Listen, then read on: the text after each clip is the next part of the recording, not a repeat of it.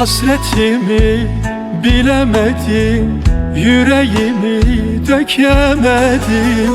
Sen gittin gideli, ben yapayalnız kaldım. Dünyam kapkaranlık, şaşırmışım, gel bul beni. Söyle ömrüm, söyle gülüm, ben şimdi kime gideyim? Söyle canım, söyle gülüm, ben kime yaş dökeyim?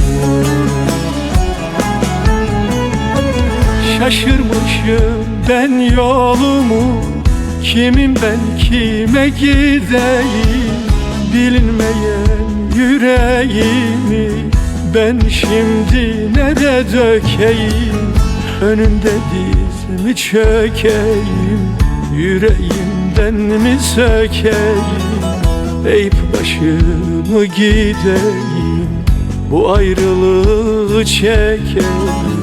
Sana yanan yüreğimle bu ömrü ben tüketeyim.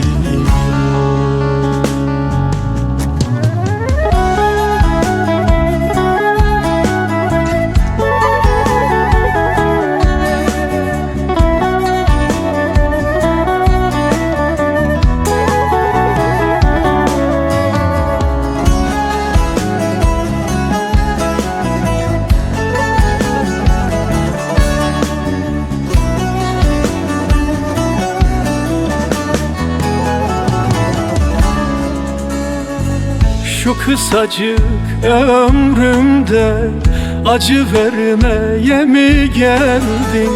Söyle gülüm, söyle canım, şimdi kime yaş dökeyim? Sensiz bu canı ne dereyim? Şimdi ben kime gideyim? Sana olan bu hasreti, seni yüreğime mi gömeyim?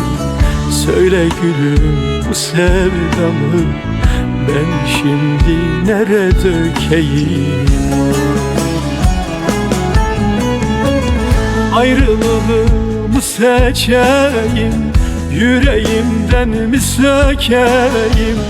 Eğip başımı gideyim, sana yanan yüreğimle önünde dizimi çökeyim.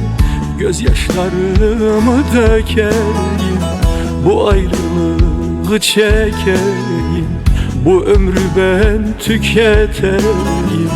Söyle gülüm, söyle canım, ben şimdi kime gideyim?